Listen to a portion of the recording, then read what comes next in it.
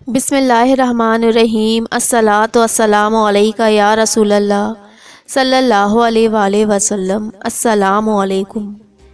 یہ واقعہ ہے اللہ کے رحم اور عطا کا، جس کی عبارتیں کھلے آسمان اور بنجر زمین پر لکھی جا چکی تھیں۔ کچھ پہاڑوں کے درمیان صحرا میں وادی غیر یعنی کہ بنجر وادی۔ حضرت ابراہیم علیہ السلام اللہ کے جلیل القدر پیغمبر تھے اور مقرب ترین پیغمبروں میں سے ایک ہیں۔ حضرت ابراہیم علیہ السلام کو حکم ہوا کہ اپنی بیوی بچوں کو ایسی وادی میں چھوڑ آؤ جس وادی کو مکہ شہر کے نام سے یاد کیا جاتا ہے۔ کعبۃ اللہ کے قریب چھوڑنے کا حکم ہوا۔ جیسے ہی اللہ کا حکم ملا تو حضرت ابراہیم علیہ السلام فوری اللہ کے حکم کے اطاعت میں اپنی بیوی حضرت ہاجرہ علیہ السلام اور اپنے دودھ پیتے چھوٹے بیٹے حضرت اسماعیل علیہ السلام کو لے کر فلسطین سے نکلے اور مکہ کے سفر کا ارادہ کیا اور اس وادی میں پہنچے جہاں پر آج کعبۃ اللہ ہے۔ اس وقت اس کی دیواریں بوسیدہ ہو چکی تھیں طوفان نوح کی وجہ۔ اس کعبۃ اللہ کی دیوار سے تقریباً 21 میٹر کے فاصلے پر حضرت اسماعیل علیہ السلام کو لٹا دیا اور حضرت ہاجرہ کو ان کے چھوٹے سے دودھ پیتے بچے کو چھوڑ کر جانے جیسے ہی پلٹ کر جانے لگے تو حضرت ہاجرہ علیہ السلام نے حضرت ابراہیم علیہ السلام سے کہا کہ ایسی وادی جہاں کوئی انسان نہیں دکھتا، نہ کوئی چرند پرند، بیابان وادی میں چھوڑ کر جانے لگے تو حضرت ہاجرہ نے پوری ہمت کے ساتھ حضرت ابراہیم کو الوداع کیا، معصوم بچے اور بیوی کو چھوڑ کر چلے گئے۔ جب وہ وہاں سے نکل رہے تھے تو اللہ رب العزت کے سامنے چند دعائیں کرتے ہوئے نکلے۔ حضرت ابراہیم علیہ السلام نے دعا کی، اے اللہ، میں اپنی اولاد کو اس وادی غیر جہاں کہ کوئی کھیتی نہیں اگتی، پروردگار میں ایسی وادی میں چھوڑ کر جا رہا ہوں اس مقصد کے ساتھ، پروردگار یہ تیری عبادت کریں۔ اے پروردگار، یہ لوگوں کو اپنی طرف مائل کر دے اور لوگوں کے دلوں میں ان کے لیے محبت رکھ دے اور انہیں پھلوں کی روزی عطا کرنا۔ حضرت ابراہیم علیہ السلام اپنے معصوم سے بچے کو الوداع کرتے ہوئے پلٹے، اللہ کی دعوت تبلیغ کرنے کے لیے دور دراز علاقوں تک پہنچے۔ اللہ سبحانہ تعالیٰ کے خلیل اپنی بیوی بچوں کو اللہ کے سپرد کر کر چلے گئے۔ اس طرح دن بیتتے چلے گئے، کھانا ختم ہونے لگا۔ جب حضرت ہاجرہ علیہ السلام اپنے بچے کو بھوک اور پیاس سے بلکتا ہوا دیکھتی تو بھوک سے بچہ زمین کو رگڑ رہا تھا۔ بھوک سے بے چین ہونے لگا۔ حضرت ہاجرہ علیہ السلام اپنے معصوم بچے کی یہ حالت نہیں دیکھ سکتی تھی۔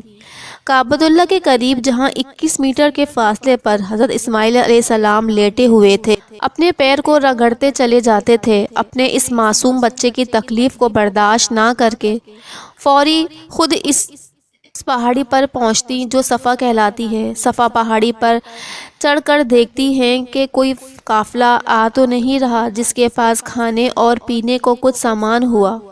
صفا پہاڑی پر جب کوئی نہیں دکھتا پھر نیچے کی طرف دوڑ لگاتی، مروہ پہاڑی پر چڑھتی ہیں، پھر مروہ پہاڑی سے اتر کر صفا پر آتی ہیں۔ یوں حضرت ہاجرہ علیہ السلام اپنے بچے کی تکلیف کو برداشت نہ کرتے ہوئے صفا مروہ کے 7 چکر لگاتی ہیں۔ اللہ سبحانہ تعالیٰ کو حضرت ہاجرہ علیہ السلام کی یہ ادا پسند آتی ہے۔ حج اور عمرے کی سعادت حاصل کرنے جاتے ہیں اس شخص کے لیے لازم کر دیا گیا کہ وہ حضرت ہاجرہ علیہ السلام کی اس سنت کو ادا کرے۔ صفا مروہ کے درمیان 7 چکر لگانا عمرہ حج کے لیے لازم بنا دیا گیا۔ حضرت ہاجرہ علیہ السلام جیسے ہی 7 چکر لگاتی ہیں اور جب نا امید ہو جاتی ہیں تو اپنے بچے کی طرف آتی ہیں تو معاملہ کچھ اور ہی ہوتا ہے۔ جب وہ دوڑ لگا رہی تھیں تو ادھر اللہ سبحانہ تعالیٰ کے فیصلے عرش پر ہو چکے تھے۔ اللہ نے آسمانی فرشتے حضرت جبرائیل علیہ السلام کو حکم دے دیا کہ اس مقام پر اللہ کے فرشتے کو بھیج دیا گیا۔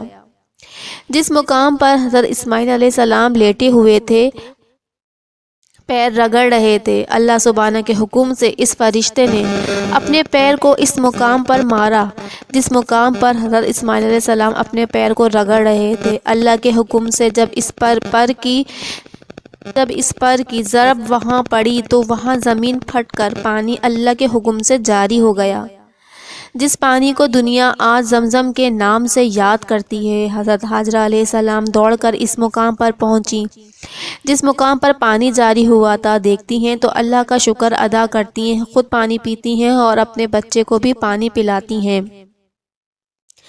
تب حضرت حاجرہ علیہ السلام اپنے ہاتھوں سے مٹی جمع کرنے لگیں۔ اللہ رحم فرمائے، اسماعیل کی والدہ اگر چھوڑ دیتی اس پانی کو تو یہ پانی سیلاب کی صورت اختیار کر لیتا۔ یہ آب زمزم سب پانیوں کا سردار ہے، شہنشاہ ہے سب پانیوں کا، سب پانیوں کا ایسا معجزہ جو صدیوں سے رکا نہ مٹا، ایسا مشروب جو سنت کے ساتھ ساتھ ایک شفاف جھلکتا آب ہے، جسے پینے سے نہ صرف سینہ ٹھنڈا ہوتا ہے بلکہ ایک عظیم عبادت بھی ہے، جسے پینے سے صرف جسم کو شفا نہیں بلکہ روح کو بھی تر و تازہ کر دیتا ہے۔ یہ ایک پاک پانی ہے جو رب کی عظمت اور محبت کی نشانی ہے، جس سے غسل بھی دیتے ہیں، اپنے دل کے گوشوں کو نور علی نور کی برکت بھی شامل کرتے ہیں، جس کی خوشبو کا احساس مشک سے بھی زیادہ خوشبودار ہے، جو کہ بہت بڑا رحم ہے رب کی طرف سے